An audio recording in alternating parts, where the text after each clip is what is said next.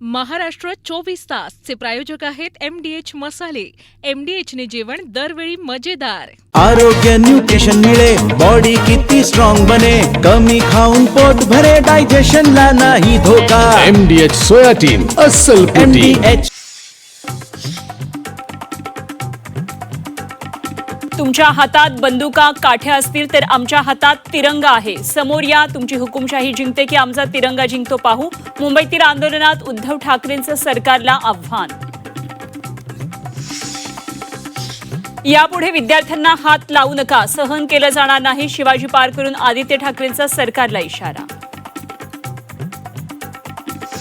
शाळेत शिक्षकांनी विद्यार्थ्यांना मारलं तर त्यांच्यावर कारवाई होते. मग दिल्लीत विद्यार्थ्यांना मारहाण करणाऱ्या पोलिसांवर आणि तसे आदेश देणाऱ्यांवर कारवाई का नाही? राज ठाकरेंचा सरकारला सवाल.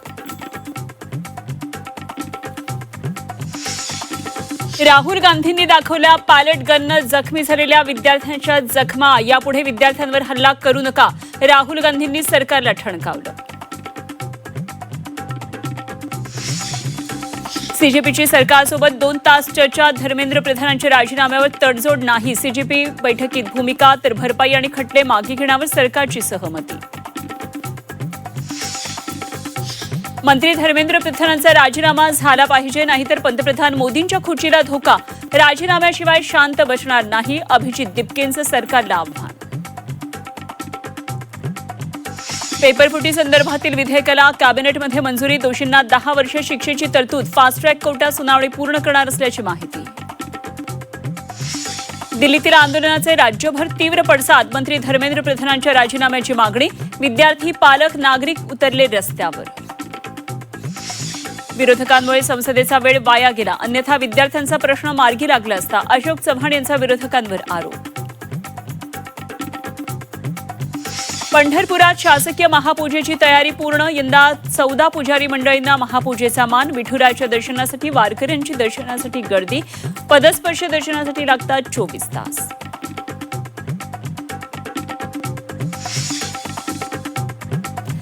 नमस्कार, मी अनुपमा खानविलकर. आपण पाहताय झी 24 तास आणि या बातमीपत्राची सुरुवात एका मोठ्या बातमीनं, आणि ही बातमी आहे मुंबईमधून. सीजेपीच्या समर्थनार्थ दादरमध्ये विद्यार्थ्यांनी आज एक मोठं आंदोलन केलं. या आंदोलनात विद्यार्थ्यांची मोठी गर्दी पाहायला मिळाली. शिक्षण मंत्री धर्मेंद्र प्रधान यांच्या राजीनाम्याची मागणी या विद्यार्थ्यांनी केली. तर दुसरीकडे उद्धव ठाकरे, आदित्य ठाकरे, अमित ठाकरे यांनी विद्यार्थ्यांशी संवाद साधला. प्यार से बात करोगे तो प्यार मिलेगा, धमकी दोगे तो दर्द मिलेगा, असा इशारा आदित्य ठाकरेंनी दिला. ते सरकार बॅकफूटवर आल्याचं म्हणत अमित ठाकरेंनी देखील सरकारवर हल्लाबोल केला. उद्धव ठाकरेंनी सरकारला थेट आव्हानच दिलं.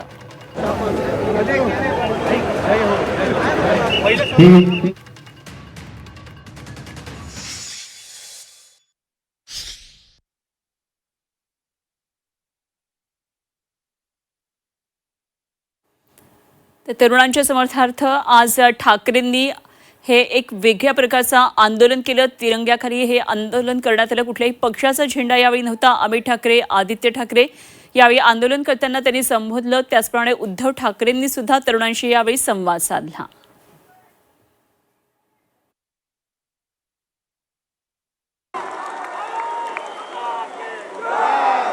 This is the land of Chhatrapati Shivaji Maharaj. This is the land of Mahabana Dr. Babasaheb Ambedkar. This is the land of Bala Saheb Thackeray, Hindu Hriday Samrat. And this land is a land of free people. We will never bow down in front of Delhi. प्यार से बात करने आओ तो प्यार मिलेगा, डराने आओगे तो दर्द मिलेगा. तुमचा आवाज दिल्लीपर्यंत पोहोचतोय, तुमची ताकद दिल्लीपर्यंत दिसते, आणि आम्ही सगळे तुमचे फॉलोअर्स झालो आता. त्याच्यामुळे तुम्हाला काही करायची गरज नाही. आम्ही आज फक्त इकडे आलोय कारण तुम्हाला हात लागणार नाही, तुमच्यावर केसेस होणार नाही. तुम्ही जे करताय ते उत्तम आहे. देश पेटून उठलाय तुमच्यामुळे, त्याच्यामुळे खूप उत्तम चालू आहे. सरकार बॅकफूटवर गेलंय आणि अशा दहशतवादी सरकारला बॅकफूटवर टाकणारे आपले तरुण तरुणी आहेत. तुमचा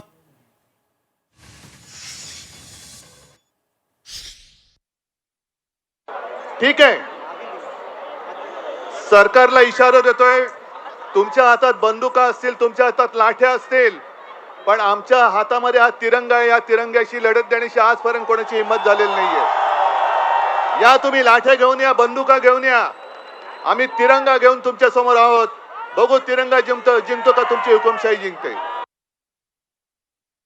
आज सत्ताधाऱ्यांना अशा प्रकारे ही आव्हानाची भाषा शिवाजी पार्कवर उद्धव ठाकरे, त्याचप्रमाणे आदित्य ठाकरे आणि अमित ठाकरेंनी दिली आहे. तर तरुणाईचा हा एल्गार आज मुंबईमध्ये पाहायला मिळाला. शिवाजी पार्कमध्ये हजारोंच्या संख्येनं आज तरुणाई जमलेली होती. मुंबई शहर आणि उपनगरातून मोठ्या प्रमाणामध्ये तरुणांनी या आंदोलनाला आज उत्स्फूर्त प्रतिसाद दिला.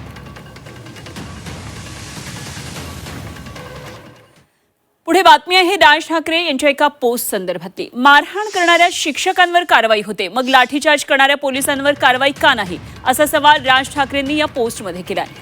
तसंच आदेशाशिवाय पोलीस लाठीचार्ज करू शकत नसल्याचं राज ठाकरे म्हणाले.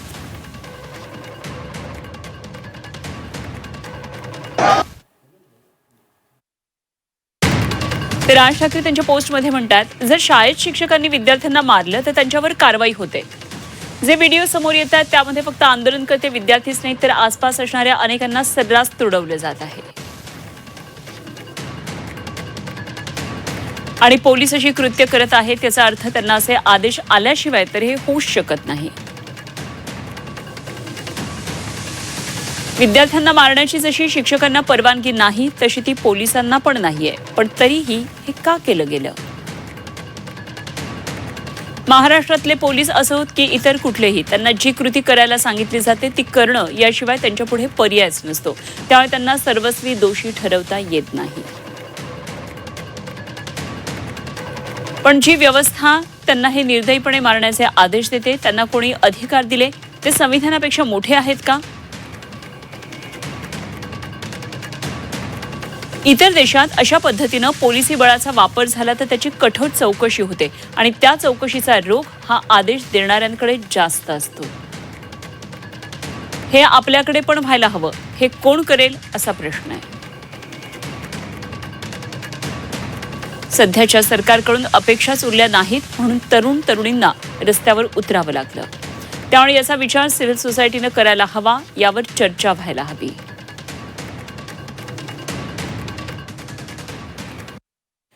तर दिल्लीत आज सीजेपीचं शिष्टमंडळ आणि सरकारमध्ये 2 तास चर्चा झाली. सीजेपीचे सौरव दास आणि आशुतोष रांका यांनी जेपी नड्डा आणि जितेंद्र सिंग यांची चर्चा केली. पीडित कुटुंबियांना 1 कोटी आर्थिक मदत आणि आंदोलकांवरील गुन्हे मागे घेण्याची मागणी केली. धर्मेंद्र प्रधानांच्या राजीनाम्यावर सीजेपी ठाम राहिली. याआधी 2 मागण्या सरकारनं मान्य केल्या. मात्र प्रधानांच्या राजीनाम्याबाबत निर्णय झाला नाही. सरकारनं आता उद्या दुपारपर्यंतचा वेळ मागितला.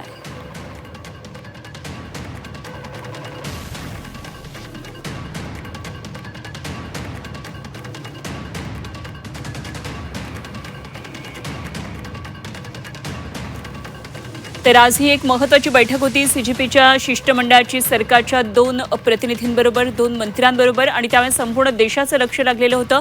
यावेळी मागण्यांचं निवेदन सीजेपीकडून देण्यात आलं. यामध्ये 3 महत्त्वाच्या मागण्या आणि शिक्षण पद्धतीतल्या बदलासाठी सूचना करण्यात आल्या. 5 सूचना यावेळी सुचवण्यात आलेल्या आहेत.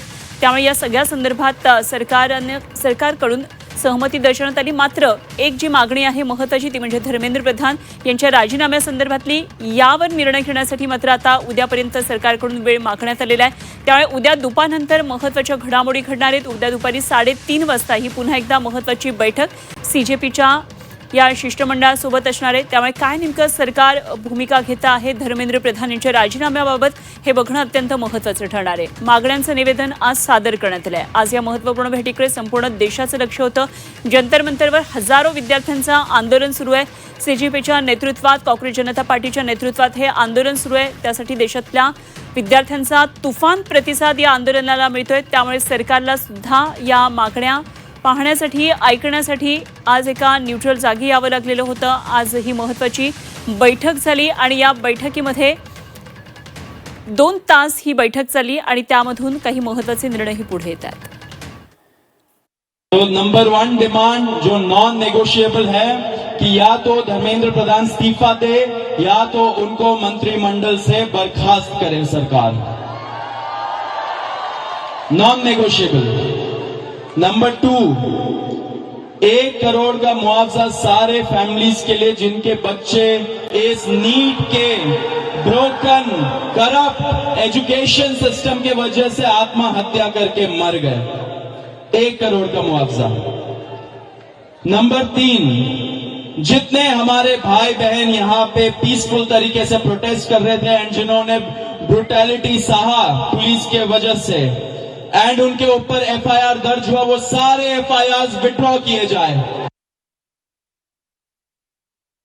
1 दिन में 2 दिन में धर्मेंद्र प्रधान को बर्खास्त नहीं किया जाता है तो फिर कॉकरोच जनता पार्टी की तरफ से एक और कॉल दिया जाएगा, नेशनल कॉल दिया जाएगा 20 जुलाई की तरह। और हमने ये भी सरकार को बता दिया है कि इस बार का जो कॉल होगा वो 20 जुलाई से कई ज्यादा बड़ा होगा, कई ज्यादा व्यापक होगा और राष्ट्रीय स्तर पर होगा।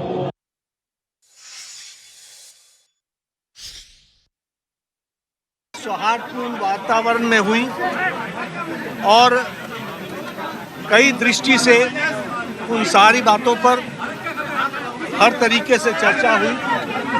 उनकी मुख्यतः 3 डिमांड्स थी और 5 सुधार के दृष्टि से परीक्षा के लिए सुझाव थे। हमने उनको कहा है कि हम कल फिर आपके साथ दोपहर बाद मिलेंगे और फिर हम अपने जो चर्चा सरकार में होगी वो आपको बताएंगे। तर मंत्री धर्मेंद्र प्रधान यांचा राजीनामा झाला पाहिजे, नाहीतर पंतप्रधान मोदींच्या खुर्चीला धोका असेल असं अभिजित दिपकेन म्हणालेत।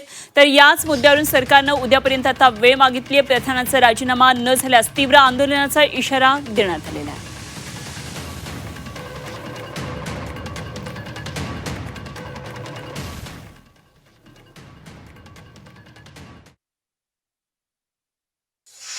मोदी जी से इस्तीफा ले लीजिए सर, धर्मेंद्र प्रधान का इस्तीफा ले लीजिए। अगर आप धर्मेंद्र प्रधान का इस्तीफा नहीं लेंगे तो ये जो देश भर में युवा सड़कों पर उतरे हैं ना, वो आपका इस्तीफा मांगना शुरू कर देंगे फिर। तो स्टूडेंट्स की भी भलाई इसी में है कि धर्मेंद्र प्रधान का इस्तीफा हो जाना चाहिए और स्टूडेंट्स से ज्यादा भलाई नरेंद्र मोदी की है कि धर्मेंद्र प्रधान का इस्तीफा हो जाना चाहिए। अगर धर्मेंद्र प्रधान का इस्तीफा नहीं होता है तो कहीं ना कहीं नरेंद्र मोदी जी की कुर्सी पर भी सवाल उठेगा फिर। पुढे महत्त्वाची बातमी, जंतर मंतरवर शांततेत आंदोलन करणाऱ्या विद्यार्थ्यांवर हल्ला केला। पॅलेट गननं हल्ला केला जातो असा आरोप राहुल गांधींनी केलाय। पॅलेट गनमुळे हरियाणातील एक तरुण जखमी झाला आणि या तरुणाला सोबत घेऊन राहुल गांधींनी आज पत्रकार परिषद घेऊन सरकारवर हल्लाबोल केला। पंतप्रधान नरेंद्र मोदींनी विद्यार्थ्यांची माफी मागावी अशी मागणी राहुल गांधींनी यावेळी केली।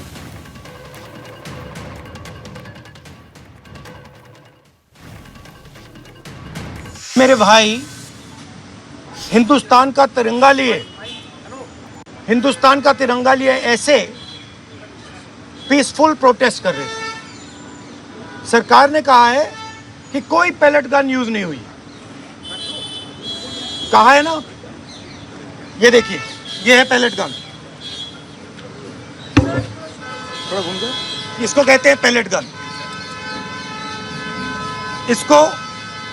इसको कहते हैं पैलेट गन। ठीक है, और की आंख डैमेज हो गई है, इनकी आंख से इनको दिखाई नहीं दे रहा है।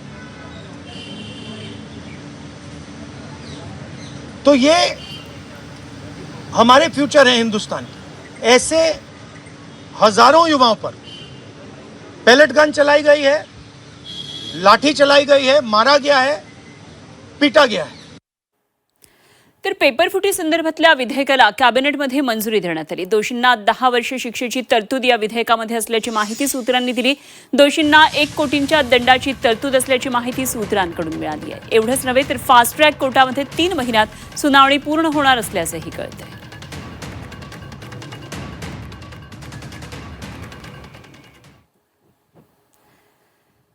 नीट पेपर फुटी प्रकरणामध्ये 26 दिवसांपासून उपोषण करणारे सामाजिक कार्यकर्ते सोनम वांगचुक यांनी त्यांचं उपोषण मागे घेतलं.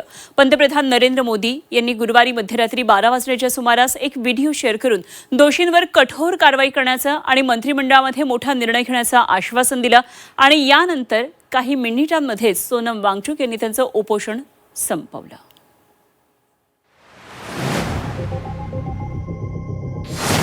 सोनम वांगचुक यांचं उपोषण अखेर मागे. 26 दिवसांनंतर आमरण उपोषण सोडलं. नड्डा जितेंद्र सिंह रुग्णालयात भेटीला. सरकारच्या आश्वासनानंतर मध्यरात्री निर्णय. नीट पेपर फुटी प्रकरणातील दोषींविरुद्ध आंदोलन करणाऱ्या सामाजिक कार्यकर्ते सोनम वांगचुक यांनी 26 दिवसांनंतर त्यांचं आमरण उपोषण मागे घेतलं. हरियाणातील गुरुग्राम इथल्या मेदांता रुग्णालयात गुरुवारी मध्यरात्री सरकारचे प्रतिनिधी केंद्रीय आरोग्य मंत्री JP नड्डा आणि केंद्रीय मंत्री जितेंद्र सिंह यांच्याशी झालेल्या चर्चेनंतर वांगचुक यांनी उपोषण थांबवण्याचा निर्णय जाहीर केला. यावेळी लेह लडाखमधील सर्वोच्च समितीचे वरिष्ठ नेते उपस्थित होते. पंतप्रधान नरेंद्र मोदींनी मध्यरात्री व्हिडिओ जारी करत नीट पेपर फुटी प्रकरणात कठोर कारवाईचं आश्वासन दिलंय. फास्ट ट्रैक कोर्ट और कठोर सजा के प्रावधान के साथ का ये मुसद्दा कैबिनेट में चर्चा होगी. कैबिनेट के साथियों के सुझाव के बाद उसका अंतिम रूप दिया जाएगा. मोदींच्या या व्हिडिओनंतर काही वेळातच सोनम वांगचुक यांनी उपोषण थांबवण्याचा निर्णय जाहीर केला. वांगचुक यांचं उपोषण मागे घेताना सरकारनं त्यांच्या 3 अटी मान्य केल्या, ज्यामध्ये 20 जुलै रोजी शांततेनं आंदोलन करून संसदेवर मोर्चा काढणाऱ्या विद्यार्थ्यांवर कोणताही गुन्हा दाखल केला जाणार नाही, परीक्षेसंदर्भात पेपर फुटी आणि शिक्षण प्रणालीतील सुधारणांवर संसदेत चर्चा करायला सरकार तयार आहे. नीट पेपर फुटीमुळे आत्महत्या केलेल्या मुलांच्या कुटुंबियांना नुकसान भरपाई देण्याचा देखील विचार केला जाईल. उपोषण मागे घेतल्यानंतर व्हिडिओ जारी करत वांगचुक यांनी युवा आंदोलकांना सतर्क राहण्याचे आणि हिंसा टाळण्याचे आवाहन केलंय. सरकार से इस तरफ से मंत्रीगण आए थे, उन्होंने भी ये आश्वासन दिया जिसका कि 2 दिन से हम बहुत ही कड़ा क्या कहेंगे एक तरह का बार्गेन चल रहा था कि मुझे आश्वासन चाहिए और लिखित में चाहिए और इसमें 2 दिन लगे और मुझे इसलिए अनशन पर 2 दिन और बैठना पड़ा और ज़्यादा भी बैठ जाता तो आखिर में आज उन्होंने लिखकर आश्वासन दिया है. सोनम ने उनकी सुरक्षा का बंदोबस्त कर दिया है इस लेटर के माध्यम से कि किसी पर कुछ भी ना फिजिकल असॉल्ट होगा, ना लाठीचार्ज होगी, ना कोई लीगल एक्शन होगा.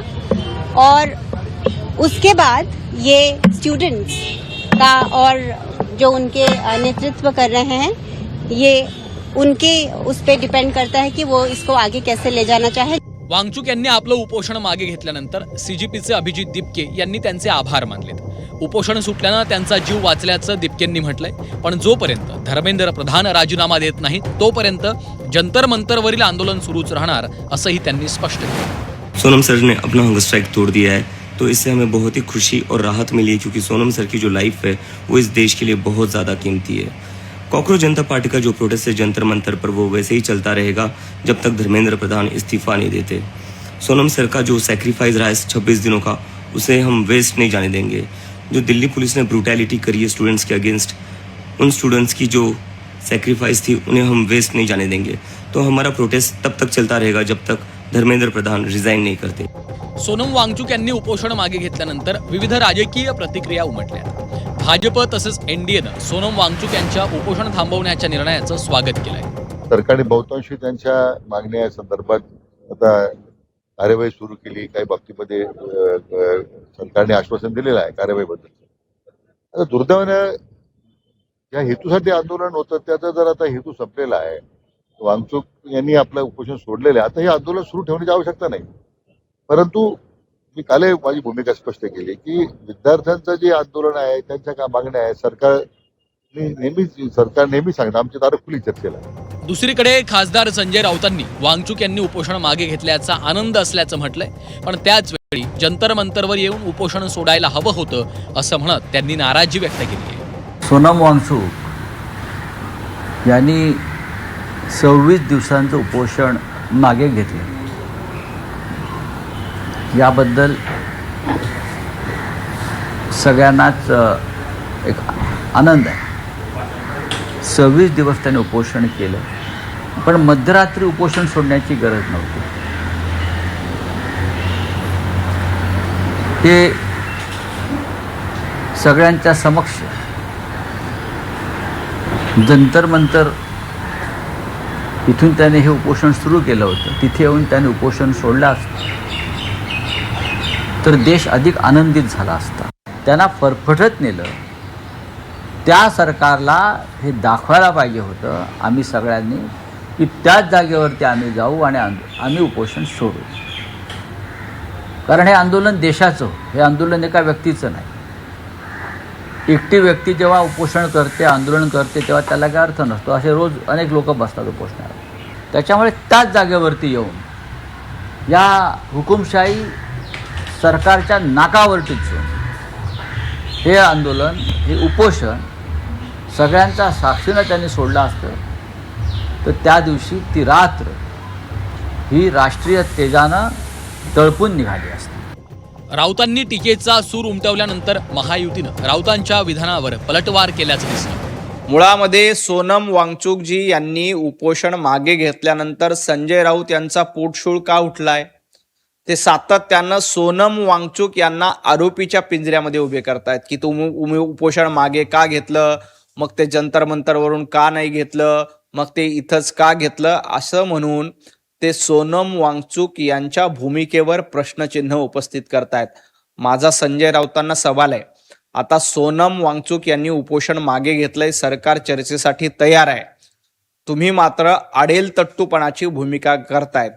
माझं संजय राऊतांना आव्हान आहे की संजय राऊतांनी किमान भांडूपच्या गाढव नाक्यावर बसून 2 दिवसाचं तरी कडकडीत उपोषण करावं आणि या विद्यार्थ्यांना पाठिंबा द्यावा. विनाकारण भांडूपमध्ये घरात बसून पत्रकार परिषद घेऊन काही होत नाही. त्यांनी उपोषण कधी सोडावं न सोडावं उपोषण बसलेल्याला कळतं ना. आणि तुम्ही कोण ठरवणार आहे काय कधी काय झालं पाहिजे? तुमचा आणि त्यांचा काय संबंध आहे? 4 दिवस तुम्ही उपोषणावर बसून बघा ना, कळेल ना तुम्हाला. दालाहाटीचा सगळा भाव कळेल ना. इतरांना ज्ञान देण्यापेक्षा स्वतः काय तुम्हाला मदत करता येईल ते करा, नसता टीका करू नका.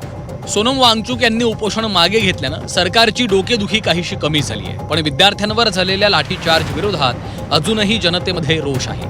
तर शिक्षण मंत्री धर्मेंद्र प्रधान यांचा राजीनामा न झाल्यानं जंतर मंतरवरील आंदोलन अजूनही कायम आहे. त्यामुळे सरकार ही कोंडी कशी सोडवतं हे पाहणं महत्त्वाचं ठरणार आहे. ब्युरो रिपोर्ट, झी 24 तास.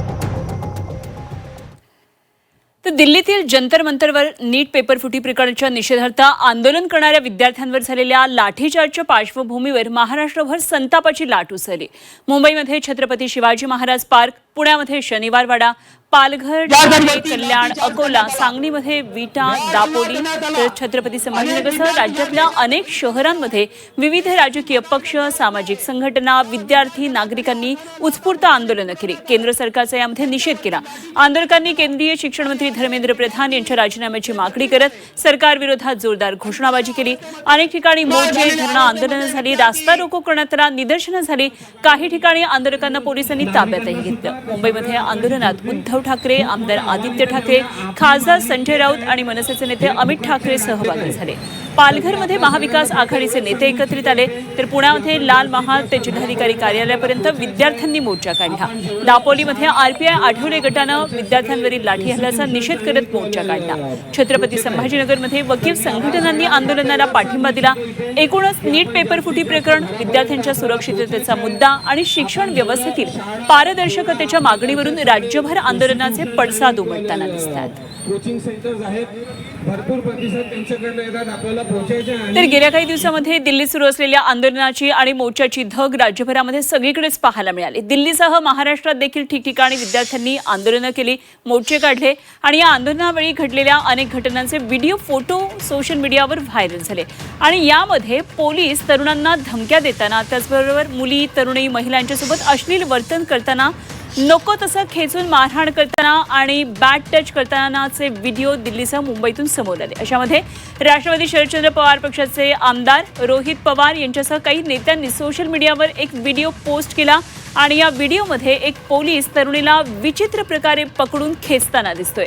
या व्हिडिओसोबतच रोहित पवारांनी संतापजनक पोस्ट लिहिली आहे. मुंबईतल्या आंदोलनात सहभागी झालेल्या विद्यार्थ्यांना पकडतानाचा हा व्हिडिओ एक्सवर पोस्ट करत पोलिसांच्या कार्यपद्धतीवर काही प्रश्न उपस्थित केलेत. पोलीस अशा पद्धतीनं कारवाई करू शकतात का? अशा पोलिसांचं तात्काळ निलंबन करावं अशी मागणी एक्स पोस्टच्या मदतीने केली.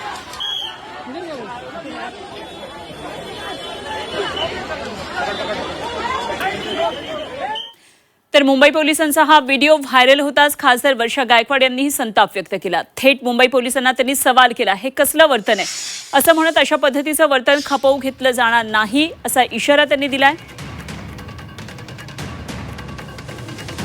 तर वर्षा गायकवाड काय म्हणाल्या तेही आपण पाहूया. महिला पोलिसांवर जबाबदारी का सोपवली नाही?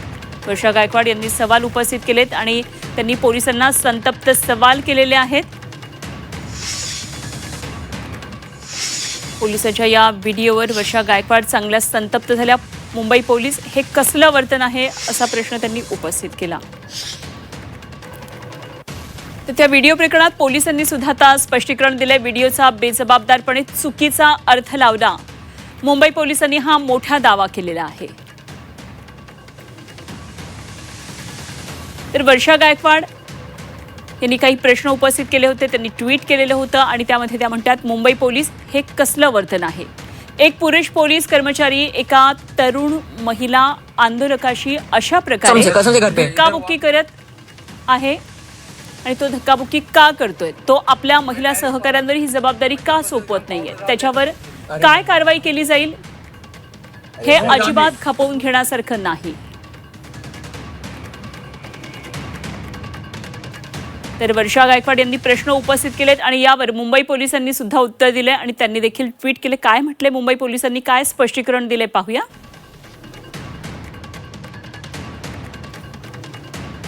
तर मुंबई पोलिसांनी सुद्धा या संदर्भातलं स्पष्टीकरण दिलंय. याचा बेजबाबदारपणे चुकीचा अर्थ लावला जात आहे. तो अधिकारी तिथे कायदा व सुव्यवस्था सांभाळत असताना एका पुरुष आंदोलकाला पकडून ठेवण्याचा प्रयत्न करत होता आणि तेव्हा त्याचं लक्ष हे दुसरीकडे असताना एक महिला न कळतपणे मध्ये आली आहे. एक सार्वजनिक व्यक्ती म्हणून व्हिडिओच्या आधारे कोणताही अर्थ लावण्यापूर्वी तुम्ही तथ्यांची पडताळणी करणं अपेक्षित आहे. वरिष्ठ अधिकाऱ्यांनी सर्व तथ्यांची पडताळणी केली आहे आणि तथ्य काढण्यासाठी व्हिडिओचे बारकाईनं मूल्यांकन केलेलं आहे.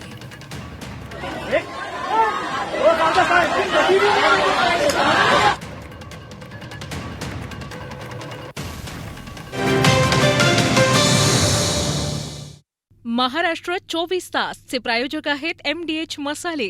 MDH ने जेवण दरवेळी मजेदार. आरोग्य न्यूट्रिशन मिळे, बॉडी किती स्ट्रॉंग बने, कमी खाऊन पोट भरे, डायजेशनला नाही धोका. MDH सोयाटीन अस्सल प्रोटीन. MDH